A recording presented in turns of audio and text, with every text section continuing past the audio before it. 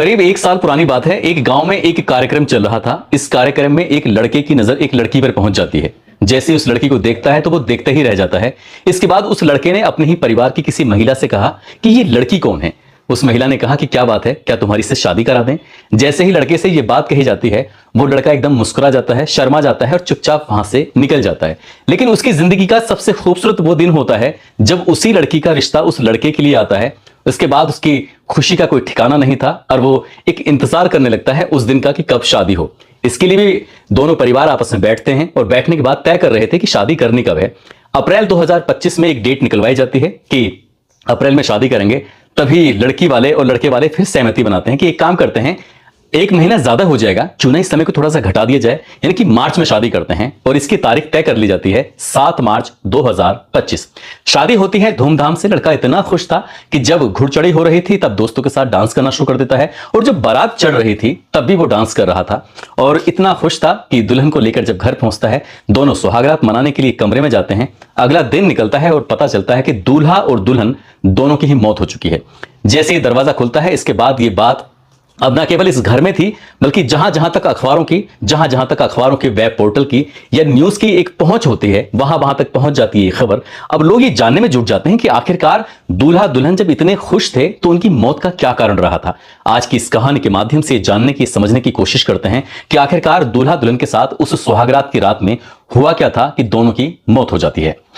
आदाब, नमस्कार, सत श्री अकाल। मैं उस्मान सैफी। आज की जो सच्ची घटना मैं आपको सुनाने जा रहा हूं, ये सच्ची घटना है उत्तर प्रदेश का एक जिला है अयोध्या, और अयोध्या जिले का ही एक थाना लगता है कैंट। दरअसल कैंट थाना क्षेत्र का एक जगह है, इलाका है, इसका नाम है शहादतगंज मुराबन टोला। बात कर रहा हूं 9 मार्च 2025 की सुबह 6 बजे के आसपास का वक्त हो रहा था। बड़ा भाई जिसका नाम दीपक कुमार है, दीपक कुमार अपने उठता है। उठने के बाद उसको सब्जी मंडी जाना था, बाजार जाना था, क्योंकि आज उसके छोटे भाई की शादी का जो रिसेप्शन था, घर में मेहमानों के आने का सिलसिला शुरू होने वाला था कुछ देर बाद। अभी 6 बजे थे, दिन यानी कि सूरज निकलने की अभी कोई तैयारी नहीं थी, लेकिन दिन निकलने लगा था, रात छटने लगी थी।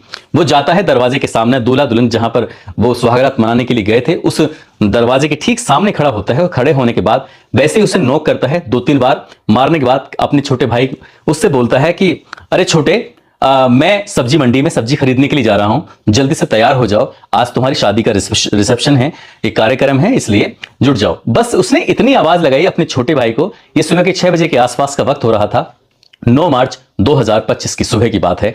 वो यहां से चला जाता है, लेकिन जब उसने आवाज लगाई थी, जो घर की महिलाएं थी वो जाग चुकी थी और अपने अपने जो कामों में लग चुकी थी, क्योंकि दिन में आज जो प्रोग्राम था, रिसेप्शन था, उसकी तैयारी में सभी को साथ हाथ बढ़ाना था, इसलिए प्रोग्राम को अच्छा जो बनाना था।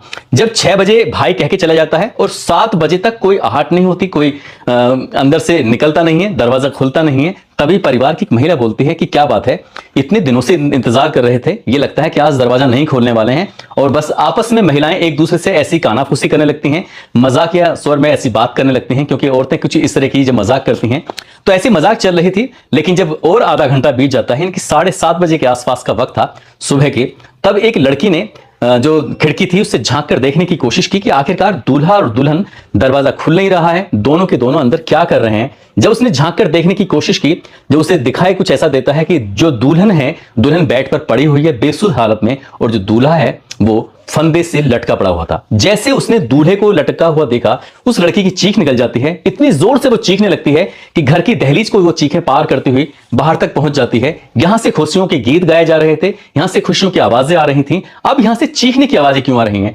जैसे ही दूल्हे की मां को यह बात पता चलती है, दूल्हे की मां का रो रो कर बुरा हाल हो जाता है। दूल्हे की बहनों को जब यह बात पता चलती है, उनका भी रो रो कर बुरा हाल हो जाता है। बुआ हो या चाची हो या बहन हो या परिवार के जो भी सदस्य हो, उन्होंने उस खिड़की से झांक कर जब देखने की कोशिश की कि दुल्हन बेसुध उस बेड पर पड़ी हुई है, दूल्हा फंदे पर लटका हुआ है। रोते रहे, चिल्लाते रहे, चीखते रहे, और चीखों की आवाज ये कुछ देर के बाद पुलिस के कानों तक ही पहुंच जाती है। पुलिस मौके पर आती है। इससे पहले कि पुलिस मौके पर आती है, दरवाजे को तोड़ा जाता है, और तोड़कर दरवाजे को उन दोनों को जल्दी से हॉस्पिटल लेके जाते हैं। और हॉस्पिटल ले जाने के बाद डॉक्टर साहब से कहते हैं कि चाहे पैसा कितना भी खर्च क्यों ना हो जाए, लेकिन दोनों को बचा लीजिए। लेकिन डॉक्टर साहब ने जब दुल्हन की और दूल्हे की नब्ज को टटोलने की कोशिश की, उसने कहा कि बहुत देर हो चुकी है, दोनों मर चुके हैं, अब इनके अंदर कुछ भी नहीं बचा है। बस इतना था कि इसके बाद तो फिर और ज्यादा रोना पीटना। अब दुल्हन के घर पर यह खबर पहुंचाई जाती है, जो दुल्हन अभी कुछ घंटों पहले अपने घर से विदा होकर आई थी, 7 जन्मों तक साथ साथ रहने की कस्में खा के आई थी, वो मर चुकी थी। और दुल्हन के घर वालों को ये बात पता चलती है तो दुल्हन के घर वालों के भी रो रो कर बुरा हाल हो जाता है। वो भी मौके पर पहुंचते हैं। पुलिस ने इन दोनों शवों को कब्जे में लिया और कब्जे में लेकर पोस्टमार्टम के लिए भेज दिया। जैसे ही शव पोस्टमार्टम के लिए जाते हैं उसके बाद हर किसी की जुबान पर एक ही बात थी कि दोनों इतने खुश थे कि खुश होने के बावजूद भी आखिरकार ऐसा क्या हुआ कि दोनों की मौत हो चुकी थी। दरअसल कहानी शुरू होती है एक लड़की जिसका नाम है शिवानी, जिसकी उम्र लगभग 22 साल के आसपास। इसके पिता का नाम मंतूराम पासवान, जो कि खंडासा के डीली सरैया की रहने वाली होती है और ये अपने बहन भाइयों में सबसे बड़ी थी। इसकी एक बहन और है, एक भाई और है, उनकी अभी शादी नहीं हुई थी। लेकिन जो इसके पिता हैं जिनका नाम मंतूराम पासवान है, जो कि दिल्ली के नारायण में रहकर कपड़े सिलने का काम करते थे। 8वीं तक पढ़ी हुई लड़की अपने पिताजी के साथ ये ऐसे ही काम करती थी और बहुत ज्यादा होशियार, होनहार, देखने में खूबसूरत, सब कुछ इस घर में अच्छा था। लेकिन ये अपने गांव से दूर दिल्ली में रहकर ये काम करते थे। और जो लड़का है जिसका नाम प्रदीप कुमार है, पिता का नाम उसके भद्दन है, जिसकी लगभग 20 साल पहले रोड एक्सीडेंट में मौत हो चुकी थी। इस घर में 2 भाई हैं और 3 बहनें हैं। जब पिता का रोड एक्सीडेंट में मौत हो जाती है तो उसके बाद जो बड़ा भाई होता है जिसका नाम प्रदीप होता है, प्रदीप नहीं दीपक कुमार होता है, तो दीपक कुमार पर परिवार की पूरी जिम्मेदारी रहती है। यानी कि छोटे भाई की भी जिम्मेदारी रहती है, 3 बहनों की जिम्मेदारी रहती है और जो मां है वो अक्सर बीमार रहती है।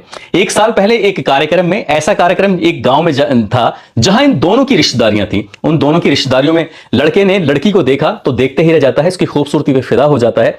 तभी अपने परिवार की किसी महिला से कहता है कि लड़की कितनी खूबसूरत है, कितनी अच्छी है।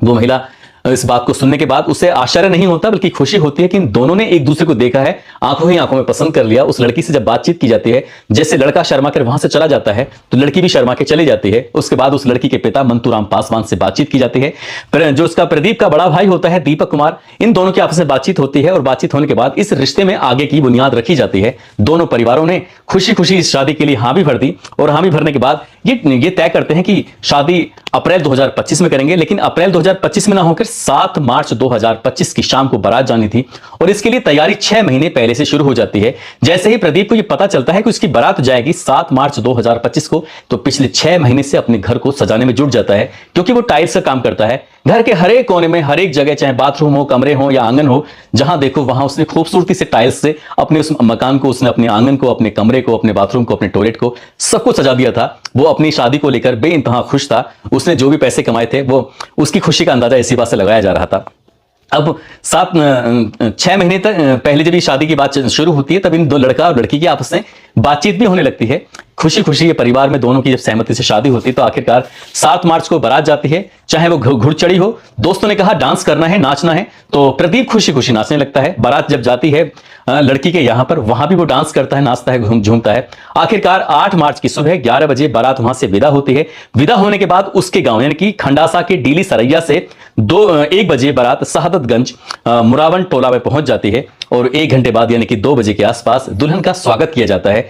जो महिलाएं इकट्ठा थी सबने उसको जिस हिसाब से स्वागत कर सकते थे, उन्हें जो भी देना था, गिफ्ट देना था या फिर उसको गीत गाए जा रहे थे, इस हिसाब से ये सब चलता है। उसके बाद शाम को पूजन होता है। पूजा होने के बाद रात के 11 बजे तक घर की महिलाएं थी, जो भी मेहमान इकट्ठा हुए थे, उन सब ने गीत गाए, गाने गाए और ढोलक बज रही थी। ये रात के 11 बजे तक इस तरह से प्रोग्राम चलता रहा। रात के 12:30 जैसे ही बजते हैं, अब दुल्हन से कहा जाता है कि तुम अपने कमरे में जाओ, सुहागरात मनाओ। जैसे ही दुल्हन को उस कमरे में भेजा जाता है सुहागरात मनाने के लिए, दूल्हा भी पीछे से चला जाता है। रात के 12:30 बजे के आसपास के वक्त हो रहा था। अब जब पुलिस ने इस लाश को कब्जे में लेकर पोस्टमार्टम के लिए भेजा था तो पता चलता है कि दुल्हन का तो गला दबाकर हत्या की गई है और दूल्हे ने खुद अपनी जीवन लीला समाप्त की है। अब पुलिस ने इस मामले की जांच पड़ताल करने की कोशिश की तो पुलिस को एक मोबाइल मिला।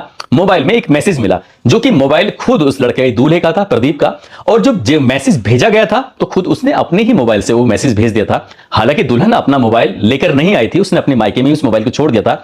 और उस मोबाइल में जो मैसेज लिखा हुआ था उसमें उस लड़की की पुरानी जिंदगी की, पुरानी कहानी के बारे में कुछ ऐसा लिखा हुआ था, जिसको लेकर वो 11:45 के आसपास उसने मैसेज किया था अपने ही मोबाइल से दूसरे मोबाइल पर। और जैसे ही स्वागत मनाने के लिए 12:30 बजे रात के कमरे में जाता है तो सबसे पहले जाकर उसने पत्नी को वो मोबाइल दिखाया, मैसेज दिखाया कि देखो ये सब क्या है, कौन है ये लड़का जो तुम्हारे बारे में मेरे लिए मैसेज भेज रहा है। बस ये सिलसिला 12:30 बजे बातचीत का शुरू होता है और रात के 3 बजे तक आपस में दोनों की बातचीत कुछ इस तरह से अंदर अंदर क्या कहानी पक रही थी, क्या लड़की ने अपनी जिंदगी के पुराने पन्नों को खोल कर रख दिया था, इस बात का सिर्फ अंदाजा ही लगाया जा रहा है। रात के 12:30 बजे ये कहानी शुरू होकर 3 बजे उस लड़की की वो गला दबाकर खुद हत्या कर देता है। और उसके बाद जब 1 घंटे तक वो सोचता है शायद उससे कुछ गलत हो गया है, उसे एहसास होता है, उसके बाद फिर अपनी भी जीवन लीला समाप्त कर लेता है। और 9 मार्च 2025 की सुबह लगभग 7:30 बजे के आसपास उन दोनों की लाश सुहागरात वाले कमरे में जब मिलती है तो घर में हाहाकार मच जाता है, कोहराम मच जाता है। और इस बात को, इस घटना को लेकर लोगों में चर्चा का विषय बन जाता है कि आखिरकार ऐसा क्यों हुआ, क्या हुआ। सबके सब हर तरह तरह से अंदाजे लगा रहे हैं। पुलिस ने शवों को कब्जे में लेने के बाद जांच पड़ताल शुरू कर दी थी, साथ ही सीडीआर निकलवाई गई। सीडीआर निकलवाने के बाद अब पुलिस किसी नतीजे पर पहुंचेगी, लेकिन जब दूल्हा दुल्हन की पोस्टमार्टम के बाद लाशें घर पहुंचती हैं तो उसके बाद कैंट एरिया में ही जो शमशान घाट होता है तो दूल्हा दुल्हन के लिए एक ही चिता बनाई जाती है। और एक ही चिता बनाने के बाद बड़ा भाई, जिसका नाम दीपक कुमार होता है दूल्हे के, उसने ही उन चिताओं को आग लगाई और आग लगाने के बाद अंतिम संस्कार किया, मुखाग्नि दी। तो परिवार वालों का रो रो कर बुरा हाल था। परिवार वाले समझ ही नहीं पा रहे थे कि जिस शादी के लिए दोनों ही 6 महीने से खुशियों का इंतजार कर रहे थे, आखिरकार वो खुशियां कैसे काफूर हो गई हैं, कि क्या हो गया है। एक मैसेज ने न केवल पूरी जिंदगी को बर्बाद कर दिया, बल्कि इन दोनों की सोचने समझने की जो शक्ति थी उसको छीन कर दिया और दोनों की जीवन लीला, जिंदगी हमेशा हमेशा के लिए खत्म हो गई। एक मैसेज ने पूरा जो परिवार था उसको एक ऐसे जगह लाके खड़ा कर दिया है कि लोग सोच कर भी सिरहन से पैदा हो जाते हैं कि आखिरकार ऐसा क्यों किया। क्या दूल्हा मजाक कर रहा था? क्या मजाक में उसने अपनी जिंदगी के कुछ पन्ने खोल कर रख दिए? क्या है क्या नहीं, ये तो खैर उन दोनों के साथ राज हमेशा हमेशा के लिए दफन हो गया है, चला गया है। दोस्तों, इस पूरे घटनाक्रम को सुनाने का उद्देश्य किसी को परेशान करना नहीं है, किसी का दिल दुखाना नहीं है, बल्कि आपको जागरूक करना है, आपको सचेत करना है और आपको बताना है कि कभी ऐसी भी मजाक नहीं करनी चाहिए, कभी ऐसा भी शक नहीं करना चाहिए जिसके साथ तुमने जिंदगी जीने मरने की कस्में खाई हैं। आखिरकार तुम उसके साथ ऐसा कैसे कर सकते हो, कैसे सोच सकते हो? पता नहीं क्या उसने नादानी में किया, पता नहीं उसने ये सब जानबूझ कर किया, पता नहीं क्या उन दोनों का सफर सिर्फ यही तक था, पता नहीं कि उनकी जिंदगी कहां कैसे शुरू हुई, कैसे जाकर खत्म हो गई। जाते जाते ये मध्य प्रदेश के ग्वालियर के रहने वाले हैं गोकुल प्रसाद धनकर, साथ ही उमर चंद हैं, अमीन खान हैं छत्तीसगढ़ से, मीठू ठाकुर हैं राठौर राजस्थान से, इकरार अहमद गोंडा से हैं, सूरज देव आजाद खान अलवर से हैं, सुमित गुप्ता कौशाम्बी से, सुनीता प्रजापति मवाना से, हिम्मत शेखावत सीकर से, लवकुश कनौजिया फैजाबाद से, लवकुश राजू संत कबीर नगर से, आयशा खान मेवात से, मेहताब खान गाजियाबाद से, नीलम रस्तोगी संभल से, मेरठ से समीर खान मेरठ से, मोहम्मद अनीस प्रतापगढ़ से, सबीना बानो, दीपक यादव, मोहित सिंह बिहार से और गोलू कुमार। आप सब लोग अपना ख्याल रखें, सुरक्षित रहें। जय हिंद, जय भारत।